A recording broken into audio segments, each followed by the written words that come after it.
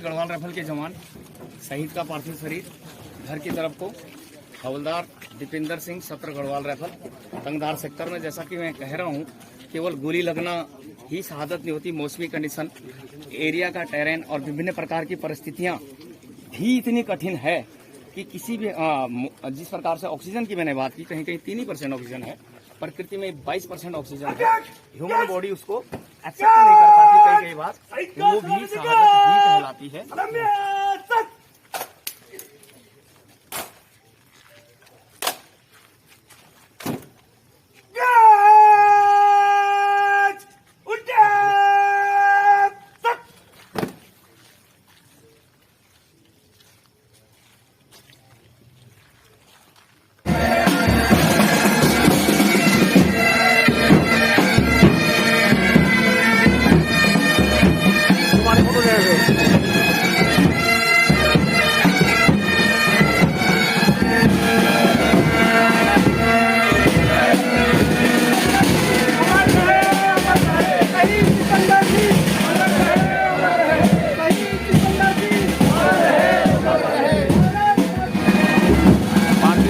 घर के नजदीक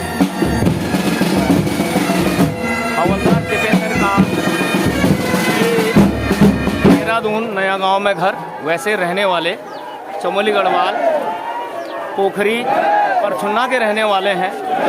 और हृदय विदारक विलाप आप सुन सकते हो परिवारजनों का। तो ये हृदय विदारक उसके परिवार की है, उन शहीदों की जिसके सम्मान में शासन प्रशासन पूर्व सैनिक सभी यहाँ पर आए। देखिए एक एक चेहरे को, जब शहादत होती है तो इस प्रकार का मातम होता है। इसीलिए सवाल पूछता हूँ भारत सरकार से कि जब रिस्क जवान और अधिकारी का बराबर है तो मिलिट्री सर्विस पे बराबर क्यों नहीं है? क्या वो बराबर नहीं होनी चाहिए? क्या किसी की शहादत में कोई अंतर होता है? क्या सबकी माँ एक जैसी नहीं होती? या माँ की कोख में दर्द शहीद के लिए बराबर नहीं होता? देखिए एक एक करके पूरे समाज को देखिए। इसीलिए सेना को स्पेशल स्टेटस, स्पेशल सम्मान दिया जाता है। अन्यथा नौकरियां सिविल में सभी करते हैं, रिटायर भी होते हैं। फौजी को ही क्यों सम्मान मिलता है? ये उन लोगों की आंखें खोलने के लिए पर्याप्त है। ये माता जी हैं जो विलाप कर रही हैं। और ये और बच्चे कहाँ होंगे?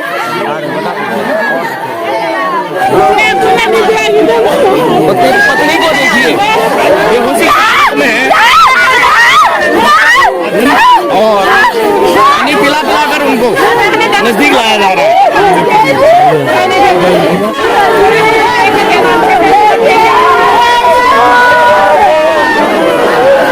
तो ऐसा दर्द किसी को देखने को ना मिले, लेकिन जब युद्ध होता है, सीमाओं की रक्षा होती है, कठिन हालात होते हैं, किसी न किसी को महाभारत का अभिमन्यु बनना ही पड़ता है। शहीद के बेटे को देखिएगा, इतना इनकी समझ में आ रहा है, ये तो कहा नहीं जा सकता।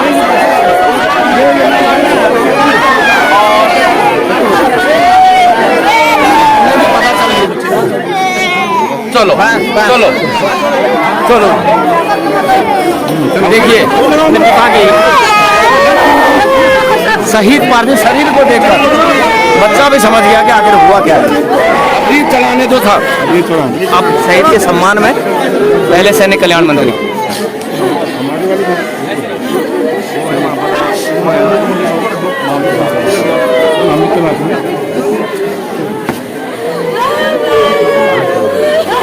तो अब पूर्व सैनिक गौरव सेनानी स्थानीय लोग सभी रीत चलाएंगे यहाँ पर। सेना ने अपना भरपूर काम किया, सम्मान दिया और गौरव सेनानी एसोसिएशन की और ये गौरव सेनानी सत्र गढ़वाल की तरफ से और ये स्थानीय विधायक गुंडीर जी।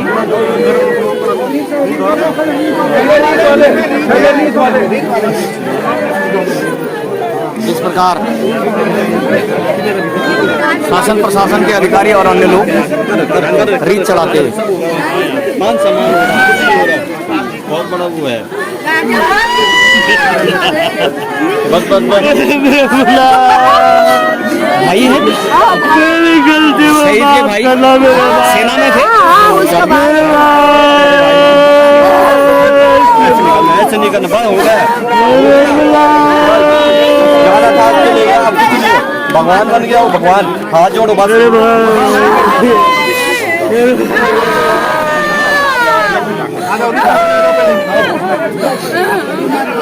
बिना शहादत के आप युद्ध नहीं जीत सकते। धर्म युद्ध में किसी न किसी को अभिमन्यु बनना पड़ेगा। ये सम्मान की बात है, गौरव की बात है और गौरवमयी सम्मान के लिए सैनिकों का दल यहाँ पे मौजूद और भरपूर सम्मान सैनिकों ने दिया। गढ़वाल राइफल के जवान यहाँ पर आए हुए और ये अंतिम संस्कार तक राजघाट जो भी उनका शहीदों का अंत्येष्टि स्थल है वहाँ पर भी जाएंगे।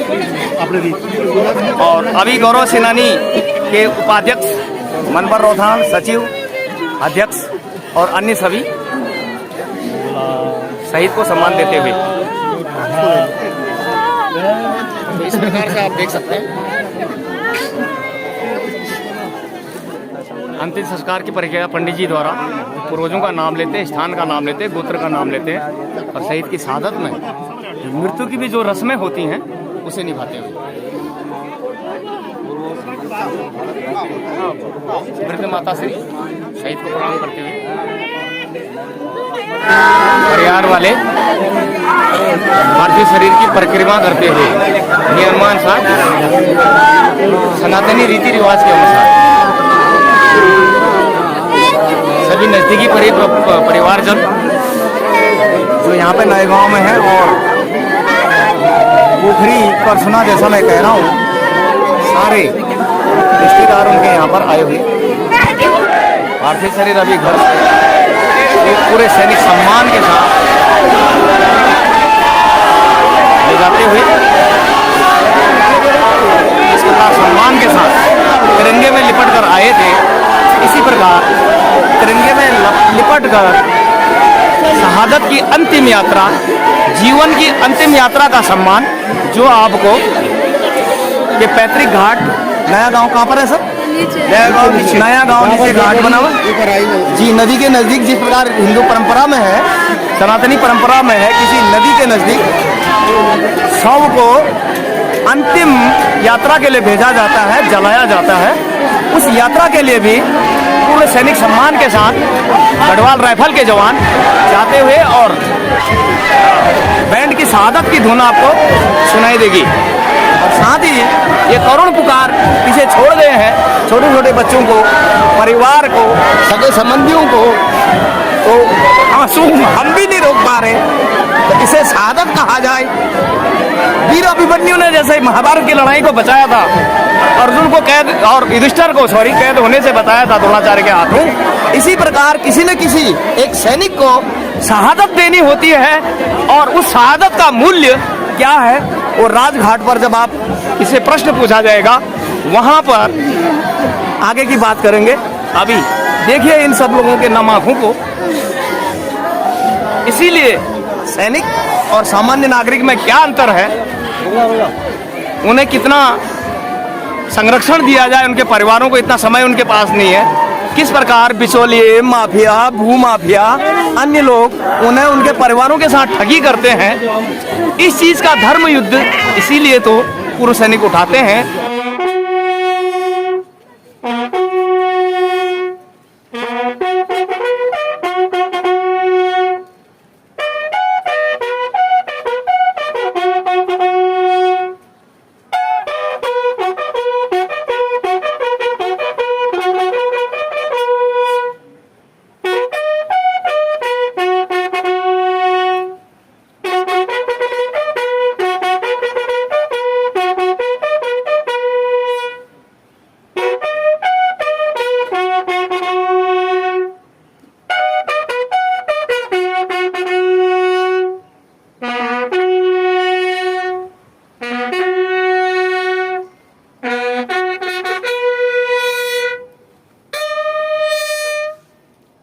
रिट्रीट की धुन श्री हरि चरणों में हमेशा के लिए भगवान के साथ स्वर्ग जन्नी जन्मभूमि स्वर्गातपि गरी ऐसे स्वर्ग में निवास स्थान हो, उसके लिए धुन आपने सुनी। और जीवन की अंतिम यात्रा के लिए अभी 2 मिनट का मौन।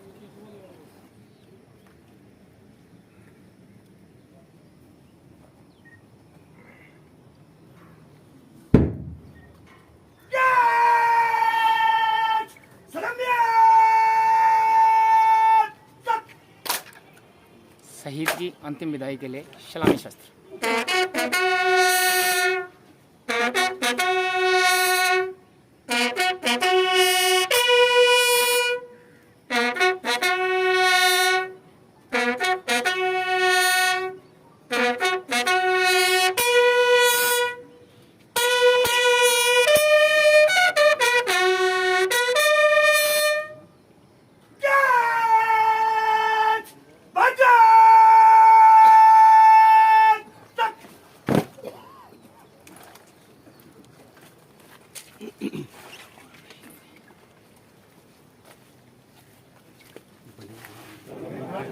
मुखाग्नि शहीद के पुत्र, मुश्किल से 5-7 साल की उम्र, और मुखाग्नि का जो विधि विधान है पंडित जी शहीद के पुत्र खुद मुखाग्नि देंगे। और शहीद को चिरनिर्दा में विलीन और श्री हरि चरणों में स्थान दिलाने के लिए, बैकुंठ लोक स्वर्ग में स्थान दिलाने के लिए, तो जैसा कि आप देख पा रहे हैं सैनिक तैयार हैं हवा में फायर करने के लिए। उनकी आत्मा को ऊपर परमात्मा के संग मिलाने के लिए हवा में फायर किया जाएगा।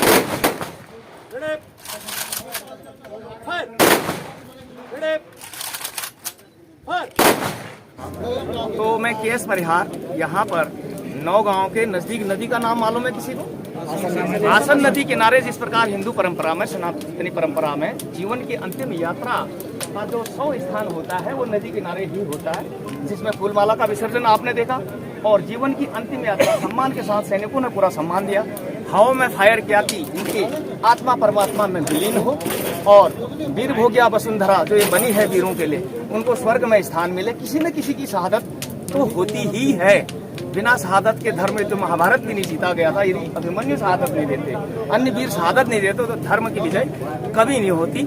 इसलिए नाम नहीं लिखा जाता है कि आज ऑपरेशन में जा रहे हैं या किस मिशन पे जा रहे हैं, कौन शहीद होगा। इसलिए शहीदों को सम्मान मिलता भी है, भरपूर मिलता है। मैं खुद 30 साल नौकरी केएस परिहार 9 गढ़वाल से रिटायर हूँ। शहीद रजिस्टर भी होता है वहाँ पर, और इनके यूनिट के लोग भी आएंगे और प्रॉपर डॉक्यूमेंटेशन होगा, पूरा सम्मान मिलेगा। मेरा प्रश्न ये है सर, यदि कल को आपकी पीढ़ी अग्निवीर बनती है तो क्या उनको इसी प्रकार सम्मान मिलेगा या नहीं? जी बिल्कुल सम्मान मिलना चाहिए, क्योंकि ये नहीं मिलता है या नहीं? मिलने का तो मिला, पिछले जो एक आध केसेस हुए हैं उनमें मिला है, लेकिन सर 1 करोड़ रुपया उनका इंश्योरेंस का मिलता है। इसी प्रकार बैटल स्टेटस, आजीवन पेंशन, क्योंकि लड़ाई में शहीद हुआ है वो, कोई भी है लड़ाई में शहीद हुआ है। जब 4 साल की नौकरी सुरक्षित आ गया उसकी बात नहीं कर रहा हूँ, शहीद हो गया है, बैटल स्टेटस, CID, ML और आजीवन पेंशन या अन्य सुविधाएं क्या अग्निवीर को मिल रही हैं? महावीर सिंह राणा अध्यक्ष गौरव सेनानी, आप दिल्ली भी कई बार इन मुद्दों को लेकर जाके चुके हैं, आप क्या मानते हैं, अंतर है या नहीं? देखिए, जो अग्निवीर से पहले जो सेना में भर्ती होते थे उनको तकरीबन सभी सुविधाएं, सभी वो तो अभी भी मिल रही है, सभी मिलते थे, अच्छी मिल रही है। लेकिन जब अग्निवीर सरकार ने योजना निकाली तो उसके बाद कई वक्तव्य सामने आए हैं कि उनको सम्मान नहीं दिया गया है, शहीद की तरीके से उनकी अंत्येष्टि नहीं की गई है, या जो भी उनको वेलफेयर मिलने चाहिए थे वो वेलफेयर उनको नहीं मिले हैं। जी, अंत्येष्टि भी करेंगे, सम्मान भी देंगे, रीत भी चढ़ाएंगे, प्रश्न वो नहीं है।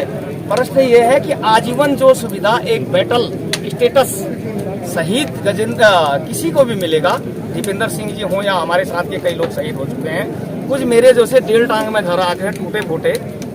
इसलिए सेना को स्पेशल स्टेटस देते ही इसलिए हैं क्योंकि उनके साथ का कोई न कोई इसी प्रकार जरा लगाइए सत्ता की तरफ, इसी प्रकार शहीद होते हैं। अन्यथा नौकरी तो सिविल सर्विस वाले भी करते हैं, 60 साल करते हैं या नहीं करते हैं? तो क्यों सैनिक को स्पेशल स्टेटस दिया जाता है, ये मेरा प्रश्न था।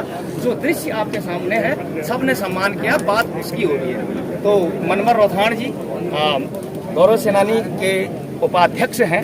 सर आपसे प्रश्न, यदि रिस्क मृत्यु केवल गोली नहीं होती है कि आपको सेना में गोली लगे, एलसी पर फायर फाइट हो या युद्ध चल रहा हो, मौसमी हालत, भारत एक उष्णकटिबंधीय देश है जहां पर हिमालय का विशाल पर्वत से लेकर मैदानी क्षेत्र से लेकर दक्षिण के पठार से लेकर ईस्ट के वर्षावन, जहां बहुत सारे 20,000 किस्म की तो वहाँ तितलियां होती हैं और वहां मैं रह रखा हूँ, पूरी जिम्मेदारी के साथ कह रहा हूँ। यदि आपको वहाँ कोई छोटा सा कीड़ा भी काट दिया, आजीवन ठीक नहीं भी होता आदमी के, जहरीले होते हो। इसी प्रकार राजस्थानी क्षेत्र, कहने का मतलब भौगोलिक बनावट भारत की ऐसी है, केवल गोली लगने से शहीद नहीं होता है। ऐसे स्थान है, पटालिक सेक्टर 2 बार का मैं काटा हुआ हूँ, 18,000 फीट उनकी ऊंचाई थी। आमतौर पर प्रकृति में ऑक्सीजन की मात्रा है 22%। कितना? वहां पर मात्र 3% ऑक्सीजन थी। ऐसी कंडीशन में कोई जवान रहे तो उसको हार्ट अटैक या किसी अन्य प्रकार से शहीद होता तो उसे दर्जा भी शहीद का ही मिलता है। ये मैं पूरी जिम्मेदारी के साथ कह रहा हूँ, डॉक्यूमेंटेशन भी अच्छी होती है। पर मेरा मतलब ये है, यदि उसी स्थान पर अग्निवीर जाता है, आप ये न देखें इजराइल में क्या हो रहा है, वो 5 देशों से घिरा हुआ है, वहाँ की भौगोलिक बनावट ऐसी नहीं है। तो अग्निवीर यदि बच के भी आ गया और उसे शरीर में कोई बीमारी लग गई तो उसकी कोई भरपाई हो पाएगी? तो मैं सबसे पहले ही कहना चाहता हूँ कि अग्निवीर ये सबसे हमारी जो सेना के लिए सबसे ही दुर्भाग्य है कि इसमें कि केवल एक यंग सोल्जर को आगे भेजना चाहते हैं, लेकिन अनुभवी, आपने कारगिल की लड़ाई में देखा होगा कि वहाँ पे ज़्यादा कौन मरे, ये जवान मरे या तो अफसर मरे। जीसस बहुत कम मरे, क्योंकि उनको अनुभव था कि मुझे कैसे गोली से बचना है, कैसे मुझे आड़ पकड़नी है। तो ये केवल एक, हम यदि अग्निवीर को इससे ले रहे हैं कि हमें एक यंग सोल्जर चाहिए। यंग सोल्जर सब कुछ नहीं है, एक अनुभवी भी बहुत जरूरी है। जी सर, बहुत यदि आज प्रधानमंत्री मोदी जी आज प्रधानमंत्री हैं तो अनुभव के कारण है, न कि वो उनको इतनी उनकी क्वालिफिकेशन है या वो इतना। सर जी, अनुभव सबसे बड़ा चीज है। Experience is better than knowledge. मेरा अगला प्रश्न सर आपसे, वो समझ गए सभी, क्या एवरी रिस्क अलाउंसेस जो फील्ड में दिए जाते हैं उनका रेशो है 70%? कितना? 70%। यानी कि ग्लेशियर अलाउंस है, अगर वो 100 रुपया है देसी भाषा में ऑफिसर्स का, तो जवान को 70 रुपये जरूर मिलेंगे। लेकिन एक अलाउंसेस ऐसा है जो जिंदगी का रिस्क है, जिसे आप सामने एक चिता की तरफ जरा लगाइए, ये वो रिस्क अलाउंस है जिसे आप कहते हैं मिलिट्री सर्विस पे, जो अगर सीसीएस सेंट्रल सिविल सर्विसेज प्रणाली से अलग है, वो जवान से जिनको इस मामले में केवल 33% मिलता है, बाकी वालों से 70% है। वो इसलिए भी हैं क्योंकि तब आप ऑन सर्विस हैं। लेकिन मिलिट्री सर्विस पे आपके पेंशन के साथ भी जुड़ती है, उस पर डीए भी लगता है। क्या आपकी संख्या 90% है, 97% है? इकोनॉमी बचाने के लिए आपको 1/3 दिया जाता है, या ये कोई और तरह का भेदभाव? ये हमने दिल्ली में भी लगातार इसका आंदोलन किया एमएसपी का, क्यों ये जोखिम बढ़ता है और ये सबको पता है कि जोखिम सबसे ज्यादा जवान लेता है। जैसा कि आप देख रहे हैं अभी, क्योंकि जो भी स्काउट या कोई भी जो लड़ाई लड़ते पहले क्या स्काउट होता है, स्काउट में कौन होता है? जवान होता है। फिर जो है बीच में जीसस होता, बाद में ऑफिसर कमांड एंड कंट्रोल के लिए। तो जोखिम भत्ता सबसे ज्यादा पहले सिपाही को मिलना चाहिए, लेकिन ये दुर्भाग्य है इस देश का, ये सबसे ज्यादा उस अफसर को मिल रहा है जो कि पीछे कमांड कर रखे हो। Sir command control charter duty, charter of duties का उनको पे बैंड 3 से शुरू होते हैं। सिविल में जेटीएस कहते हैं, जूनियर टाइम स्केल।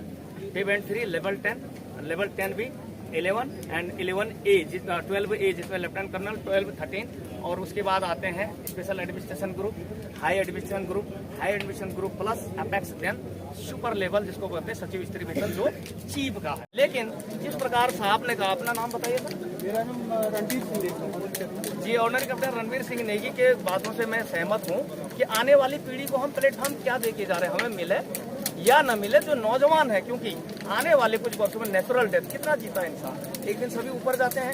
51 साल मेरी उम्र है, 20 साल 25 साल 30 साल ऊपर चले जाएंगे, लेकिन पीछे वालों के लिए हम क्या प्लेटफॉर्म छोड़ के जा रहे हैं, ये प्रश्न है।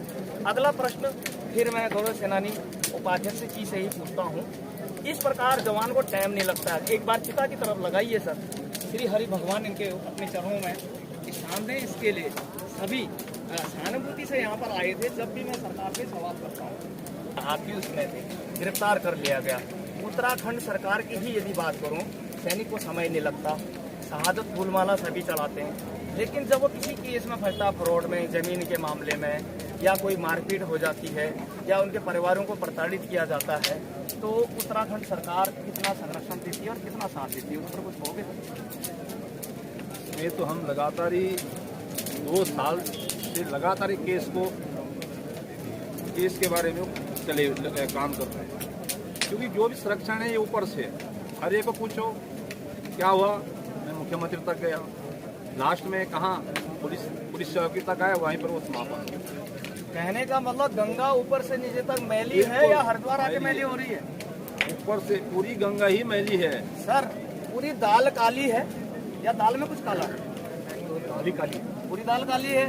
संतरी से मंत्री तक मिले हुए हैं, इसलिए आपके अधिकारों की बात नहीं हो जाती है। 16 सूत्री मांग परिहार विजय पद पर देखिए, जिसमें जनता अकॉर्डिंग सोल्जर्स का जो प्रतिशत है वो है 14%, हिमाचल में 15%, इसलिए उनको 15% आरक्षण है। उत्तराखंड में है केवल 5%। उत्तराखंड की बात कर रहा हूँ अभी।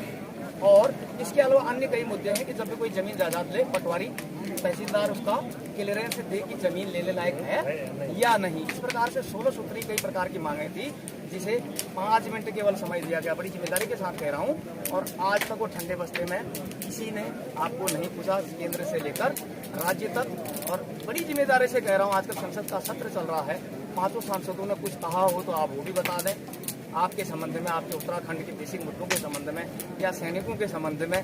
तो हम वोट सिर्फ किसी एक व्यक्ति के लिए नहीं देते हैं, हम अपने सांसद को वोट देते हैं ताकि वो संसद में आपका पक्ष रखे, जिसके मुताबिक पॉलिसियां बने। जैसे आज चंद्रबाबू जो मांग रहे हैं वो मिलेगा, नीतीश जी जो मांग रहे हैं वो मिलेगा। आप लोगों की बात क्यों नहीं की जाती है? डबल इंजन की सरकार है, यहाँ से लेकर दिल्ली तक। सर कुछ कहोगे? कोई कहना चाहता है इस संदर्भ में? सर कुछ कहोगे? सवाल समझे? ठीक है, आप ही बताइए। जी देखिए, लोकतंत्र में संख्या बल होता है, और जैसे आपने कहा जो सरकार फॉर्मेशन के लिए जो आपने पॉलिटिकल एक एग्जाम्पल दिया चंद्रबाबू नायडू या नीतीश जी का, सरकार उन पर डिपेंड है। ये शायद हमारी सैनिक एकता की भी कमी है कि हम ये समझ गया, सैनिक एकता की कमी है, समझ ज़्यादा किसी और से बात करें तो सर जनता या सैनिक, नौजवान आगे आइए। अब तक तो आप बात समझ गए होंगे। Only for vote bank policy है या हमारा भी कोई लोकतंत्र तो दिखाई नहीं दे रहा है। ऐसा लगता है कि कहा नहीं जा सकता जी। तो अंत में यही कहूँगा, एक बार चिता की तरफ फिर से लगाइए। अंतिम विदाई शहीद के लिए, शहीद का पूर्ण सम्मान हुआ। जिस प्रकार फूलमाला आप हाथ में देख रहे हैं, इन्हें नदी में विसर्जन किया जाएगा। हिंदू रीति रिवाज और सनातनी जो परंपरा है कि पर लोग इसे गंगा माना जाए, गंगा नदी का ही ये हिस्सा है, और गंगा हमेशा पवित्र होती है। और जो गंगा में स्नान कर लेता है वो भी पवित्र हो जाता है, उसकी आत्मा पवित्र हो जाए, आत्मा परमात्मा में विलीन हो जाए, और परिवार को वो सभी अधिकार मिलते हैं। सरकार की पॉलिसी के अनुसार जो एक सैनिक को मिलना चाहिए वो मिलता है। यूनिट में भी प्रॉपर टीम गठित होती है, वहाँ पर एक जीसीओ साहब डिटेल होते हैं, मैं खुद था वहाँ पर। एक शहीद रजिस्टर होता है, पलटन के लोग घर पे आते हैं, पूरी डॉक्यूमेंटेशन करते हैं, कोई चीज़ छूटती नहीं है। सवाल वो नहीं है, सवाल जहाँ कमी थी वो हम आप लोगों के सम्मुख, इन लोगों के सम्मुख कह दिया है। इस प्लेटफॉर्म के माध्यम से ये आवाज़ पीएमओ और रक्षा मंत्रालय, एमओडी और देश के समस्त पूर्व सैनिक और जनता के बीच तक जानी चाहिए, ताकि जो भी सैनिक लड़ रहे हैं अपना आंदोलन वो गलत नहीं है, अधिकारों की मांग करते हैं और उन्हें उनका अधिकार जरूर मिलना चाहिए। और कुछ कहना चाहोगे? अग्निवीर के बारे में एक ही चीज़ कहना चाहता हूँ। ठीक है, अग्निवीर आपने 4 साल के लिए बनाया, लेकिन 4 साल के अंदर उसको हर सुविधा मिलनी चाहिए। चाहे उसको 4 साल के अंदर यदि वो शहीद हो गया तो सब शहीद का दर्जा कहने का मतलब है कि पेमेंट 1 लेवल 3 में सिपाही 21,700 बेसिक है, अन्य वालों से पूरे उतने ही मिलने चाहिए। वही सम्मान उसको 4 साल में मिलने चाहिए। जिस प्रकार अधिकारी रिटायर होता है 14 साल बाद या 7 साल बाद, 10 साल बाद, उन्हें सिविल में उसी स्टेटस की नौकरी मिलती है। क्या 4 साल बाद जो अग्निवीर सेना से बाहर होंगे उन्हें बहुराष्ट्रीय कंपनियां या अन्य कंपनियां उसी प्रकार का सम्मान और नौकरी देंगी?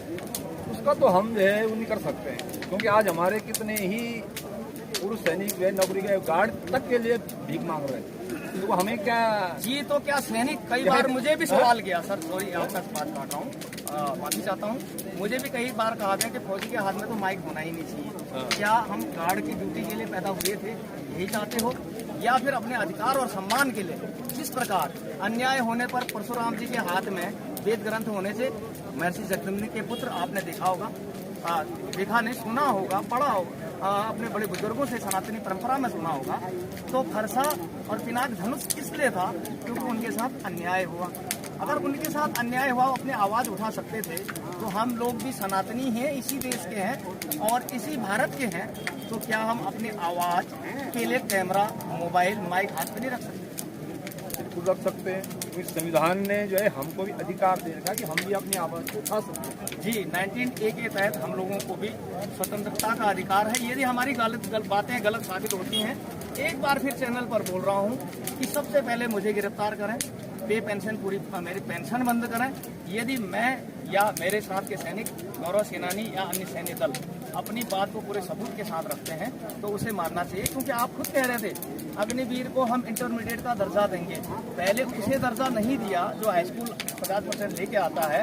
और 2016 की 7th पे कमीशन की रिपोर्ट पढ़िएगा सर, ध्यान से, पेज नंबर भूल गया हूँ, रेफरेंस नंबर याद नहीं रहा, लेकिन वहाँ पर लिखा हुआ है कि सिपाही 8 पास होता है ताकि आपको का ग्रेड कम किया जा सके और किसी और के हिस्से में जोड़ा जा सके। सुधा क्लर्क मेरी सिंह भंडारी, रिटायर है ऑन सर्विस? रिटायर हूँ, 2 साल में मेरे को रिटायर, मैं भी 17 में लगा रहा हूँ। और ये हमारा छोटा भाई शहीद सरदार दीपेंद्र भंडारी है, इसको मैंने हमारी गाइडेंस से भर्ती हुआ था, मैं लैंडस्टोन में था, तो आए जैसे किस साल की बात होगी लगभग? ये है 2003 की बात जी, तो इनकी टोटल सर्विस कितनी होगी? इनकी 21 साल पूरी हो गई। 21 साल, अगर ये 2024 चल रहा मान लिया जाए लमसम 24 में से घटा के, ओके, आप क्या कर रहे हो? अभी मैं सैनिक कल्याण में हूँ, नई टिहरी में। होने के बाद मैं सैनिक कल्याण में सेवा करने का मौका मिला। हमारे जो पूर्व सैनिक हैं, अभी भी वही हैं आप? हाँ, पूर्व नई टिहरी में हूँ, और जो पूर्व सैनिक हैं, विधवाएँ हैं, जो वीर नारियाँ हैं, उनके बच्चे हैं, अनाथ हैं, उनके कल्याण के लिए जो भी सरकार ने योजनाएं बनाई हैं, जो फैसिलिटी दी हैं, जो उनके लिए फंड देते हैं, छात्रवृत्ति देते हैं, हम सर जैसे एक होता है सर्विंग सोल्जर, सिपाही से हवलदार तक, या जैसे एक पॉलिसी जो मुझे हवलदार तक, जैसे कल को किसी की बेटी होगी, शहादत हो गई या जीवित हुए रहे, तब सैनिक कल्याण मंत्रालय भारत सरकार से कितना उनको मिलता है? जीएसयू को तो शहादत के बाद ही मिलता है, यदि वो जीवित है तब नहीं मिलता है। क्या मेरी जानकारी सही है? हाँ बिल्कुल सही है। जब पूर्व सैनिक हवलदार रैंक तक अगर उनकी बेटी की शादी होती तो 50,000 रुपये जो है, यानी राज्य सरकार देती है। हाँ, और सैनिक कल्याण विभाग से। और जो वीरगति को प्राप्त होता है, जो शहीद हैं या विधवाएं, उनको 1 लाख रुपये, उनको 1 लाख है, शहीद के दर्जे में 1 लाख है। और क्या केंद्र सरकार भी कुछ ऐसा फंड्स देती है? हाँ, केंद्र से, मतलब सैनिक जो केंद्रीय सैनिक बोर्ड है उसकी तरफ से। जी, उसके लिए डॉक्यूमेंटेशन के लिए बेसिक करना हाँ, कैसे? उसके लिए आजकल क्या हो गया, ऑनलाइन हो गया, लेकिन जो है जो कंप्यूटर सेंटर हमारे क्या बोलते हैं, CSC सेंटर है, CSC ऑथराइज्ड हाँ, सेंटर, वहाँ पे स्पेशल जाते पेंशन हैं, और डॉक्यूमेंटेशन। जिनको पता भी नहीं चलता तो हमारे पास आते हैं सैनिक कल्याण में, तो हम उनको गाइड करते हैं। जी, एज ए देहरादून रहने के आप टिहरी में आप वहाँ करोगे गाइड, तो यहाँ पर भी, यहाँ पर कर्नल वेटरन एक सवेरिया में होते हैं। उसके अलावा जिस प्रकार आपका फौज में कंपनी ऑफिस है, इसी प्रकार आपका सोल्जर बोर्ड है जो तहसील के ठीक सामने देहरादून में। यदि इनकी नॉमिनेशन यहाँ भी हो रही है, यदि पैतृक स्थान का ही एड्रेस है, उस हालत में गोपी शर्मा होगी, तो क्या? मैं चौबन डिस्ट्रिक्ट कचरा गाँव का रहने वाला। जी, आप शहीद गजेंद्र सिंह के क्या लगते हैं? देवेंद्र सिंह की बड़ा भाई। जी हाँ, सॉरी, शहीद देवेंद्र सिंह के बड़े भाई। आप भी सेना में थे या फिर? तो पारिवारिक बैक हिस्ट्री सेना की, जैसे खुद मेरे पिताजी 1st गढ़वाल राइफल में थे, इसी प्रकार की, तो कोई हिस्ट्री है कि पीढ़ियों से सेना में रह रहे हैं? मेरे दादा के पिताजी गढ़वाल के पहले सिपाही थे जिसको पहली वर्दी बनाई, नाम बता सकते हो? श्री लाल सिंह, सुबेदार लाल सिंह जी, सुबेदार लाल सिंह। और 9 साल इंग्लैंड में रहे।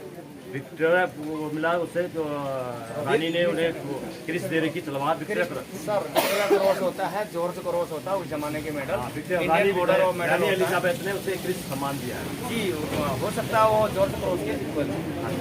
मेरे दादाजी खुद आर्मी रिटायरमेंट है, वो भी सूबेदार थे। उनके छोटे भाई भी सूबेदार रिटायरमेंट हुए। मेरे पिताजी भी सूबेदार में थे, वो फौज में थे। मेरे ताऊजी भी फौज में थे। मेरे चाचा जी 71 की लड़ाई में वीर चक्र में शहीद हुए हैं। चाचा जी का परिचय? मेरे चाचा जी श्री देवेंद्र सिंह कंडारी, वीर चक्र 1971 की लड़ाई मरणोपरांत, यानी बांग्लादेश की लड़ाई की बात कर रहे हो? बांग्लादेश की लड़ाई। कौन सी यूनिट थी उनकी? ये 11 कुमाऊं 11 कुमाऊं से शहीद हुए थे, और 17 कुमाऊं, करेक्शन 17 कुमाऊं। तो वो भी शहीद हुए, यानी पारिवारिक दूसरी आपकी शहीदों की है। सब में जिस पर आवाज़ उठती है कि 62 की लड़ाई के बाद भी शॉर्ट सर्विसेज लोग आते थे, आज भी अधिकारी भी शॉर्ट सर्विसेज जाते हैं, लेकिन वो 14 साल तक नौकरी करते हैं, पे बैंड 4 से रिटायर होते हैं, और उनको वो सारी सुख सुविधाएं मिलती जो एक परमानेंट अधिकारी को मिलती हैं।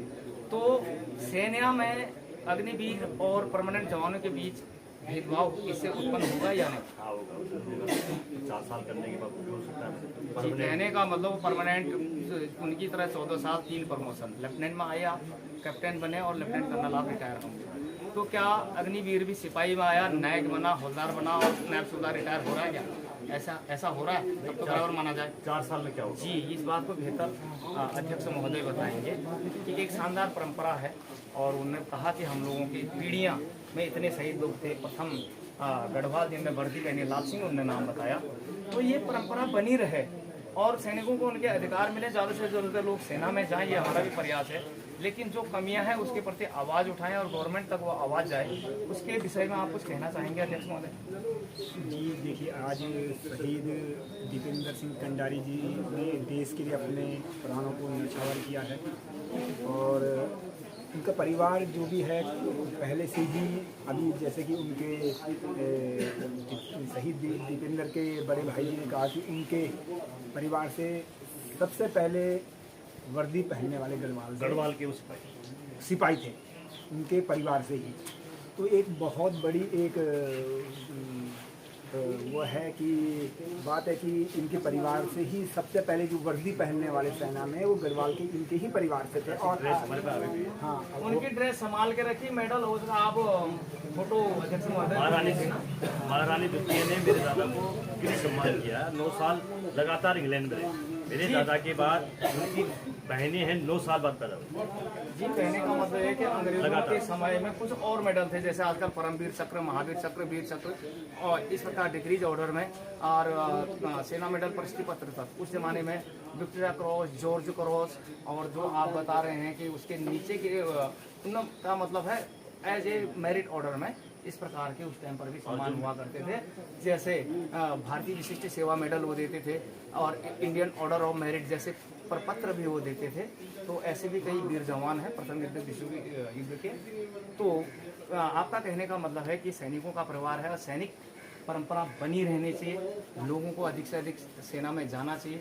शहादत तो जैसे सड़क पर आप जा रहे हैं, किसी का एक्सीडेंट हो गया तो दूसरा ऐसा तो नहीं कि वो गाड़ी चलाना छोड़ दे। तो एक शानदार परंपरा बनी रहे, उसके लिए जो कुछ भी प्रयास यूनिट करती है, और जैसा कि सोल्जर बोर्ड के माध्यम से बाकी के बेनिफिट वो सब मिलते हैं। लेकिन सवाल ये है कि ये परंपरा जिस प्रकार से देश में, फिर से बोल रहा हूँ, अग्निवीर स्कीम आई है, ये शानदार परंपरा बनी रहेगी या इसमें कुछ अंतर पड़ेगा? देखिए, अग्निवीर योजना आने से इसमें अंतर पड़ेगा, क्योंकि जो एक परमानेंट सोल्जर जो कि 17 साल, 24 साल या 28 से 32 साल नौकरी करके जाता था, तो जब वो शहीद होता था तो उसको जो भी फैसिलिटीज़ हैं, जो भी मैट्रिक्स हैं, वो अलग प्रकार के मिलते थे। लेकिन जो अग्निवीर है तो उनको क्या है कि ये जो मैट्रिक्स है, उस मैट्रिक्स में फ़र्क है, तो इस पर फ़र्क पड़ेगा। और 4 साल में वो ना उसको तजुर्बा, देश की सीमा की सुरक्षा की बात करें, ना उसके पास तजुर्बा है, ना कुछ। तो अगर उसको ये अग्निवीर योजना की जो परमानेंट जो पहले से चला आ रहा था, उसमें भी उनके पास तजुर्बा था, लड़ाइयाँ लड़ी उन्होंने, तो तभी देश की सुरक्षा हो सकती है। और जो मिलिट्री सर्विस के है, वो उसमें दोनों को आप जवान जैसे या फिर अफसर की बात करें तो जो 30% और 70% की बात है, उसमें ये भेदभाव नहीं होना चाहिए, क्योंकि शहादत सभी की बराबर है। कहने का मतलब है कि 5200 और 15,600 में तिगुना फर्क है। 33% आपको देते हैं, जबकि अन्य लोन से 70% है, करीब है। तो बहुत पीछे, यानी 1/3 नहीं होना चाहिए। वन खंड नहीं होना चाहिए। ये देखो शहादत, चाहे वो किसी एक अधिकारी की हो, किसी जवान की, जीसी की, सबकी शहादत बराबर है। किसी जी परिवार सुन का- लिया, आपको जैसा कहने का मतलब है कि शहादत के दिन पर कई लोग कहते हैं ऐसा बयान नहीं देना चाहिए। मैं जैसे बड़ी जिम्मेदारी के साथ कहता हूँ, यदि 15,500 इनकी भी मिलिट्री सर्विस पे होती तो आजीवन इनके परिवार जिनको पेंशन मिल रही है तो पत्नी को, तो वो ज़्यादा बेनिफिशियल था या नहीं? तो क्या होना चाहिए ऐसा या नहीं? होने चाहिए ऐसे कुछ चीज़ें समान होनी चाहिए या नहीं? समान होनी चाहिए। बाकी अपनी अपनी मेहनत का चार्टर ऑफ ड्यूटीज़ का भारत सरकार ने पेमेंट बना रखे हैं, सुख सुविधाएं बना रखी हैं, उसकी बात नहीं करेंगे। लेकिन कुछ बेसिक चीज़ें होती हैं कि जैसे शहादत, लड़ाई, युद्ध का मैदान, भौगोलिक और मौसमी परिस्थितियाँ, इसके अलावा बेसिक ट्रेनिंग 5 किलोमीटर दौड़ दोनों के लिए होती है। राइफल में अगर MM मार्क्स से आने तो दोनों को आना चाहिए।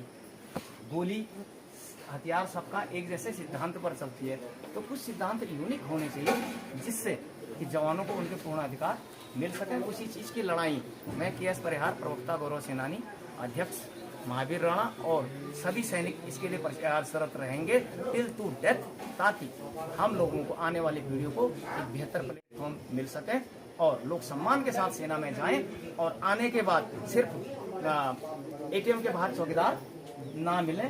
इन सारी पॉलिसियों को सुधारने के लिए ये हमारा सैनिकों का धर्म युद्ध जारी रहेगा। बने रहें परिहार विजय के साथ। जय हिंद, नमस्कार, वंदे मातरम।